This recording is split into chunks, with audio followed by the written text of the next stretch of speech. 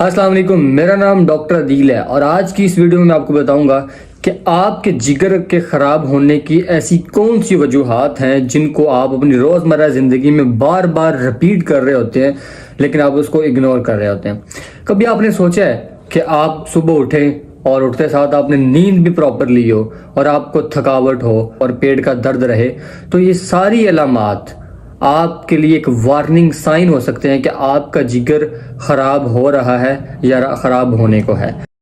तो ये अगर आपके पास वार्निंग साइन स्टार्ट में आ रहे हैं तो आपको बी वेयर होना चाहिए कि आपका जिगर कुछ कर सकता है या आपका जिगर खराब होने को है। आइए चलिए और बात करते हैं कि आपके जिगर के खराब होने की ऐसी कौन सी वजूहात हैं जिनको आप इग्नोर कर देते हैं। सबसे पहली है आपके रोजमर्रा खाने। आप अपने रोजमर्रा की लाइफ में चिकनाई वाले खुराक बहुत ज्यादा इस्तेमाल करते हैं, यानी कि बहुत ज्यादा ऑयली आप चीजें इस्तेमाल करते हैं। उसके साथ साथ आजकल जैसे कि लाइफ भी हमारे साथ लाइफ फास्ट है, इस तरह हम फास्ट फूड का भी इस्तेमाल ज्यादा करते हैं जिसमें बर्गर, शवारमा, पिज़्ज़ा वगैरह शामिल हैं। तो वो सारे आप जब प्रोसेस्ड फूड इस्तेमाल करते हैं तो उससे क्या होता है कि आपके जिगर पर जो है वो अपना प्रॉपर फंक्शन परफॉर्म नहीं कर पाएगा।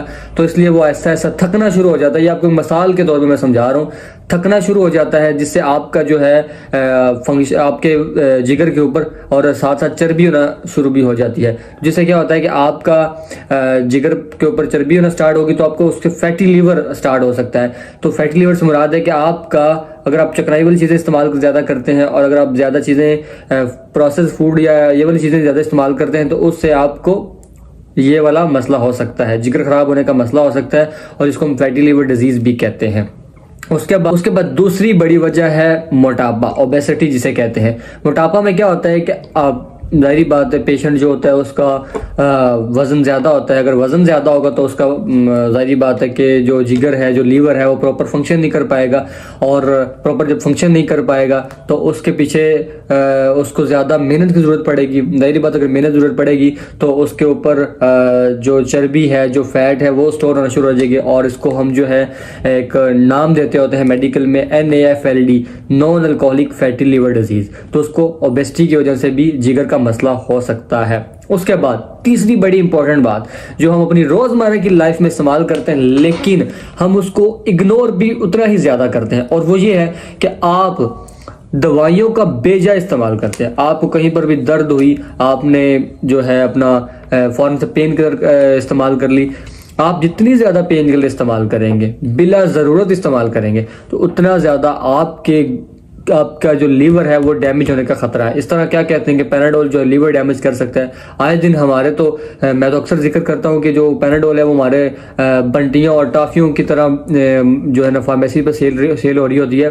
तो अब खुदारा अगर आप अपनी जिगर की सेहत चाहते हैं तो कोई ऐसी दवाई बिना फार्मासिस्ट के, बिना डॉक्टर के मत इस्तेमाल करें वरना आपका जिगर खराब हो सकता है।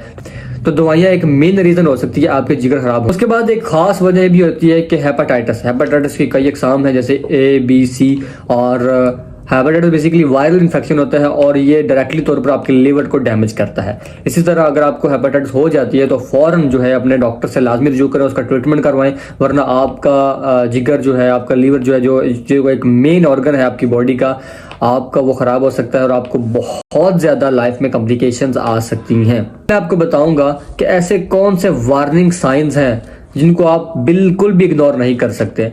अगर आपको अक्सर थकावट रहती है और पेट में दर्द रहती है या आपको वॉमिटिंग आती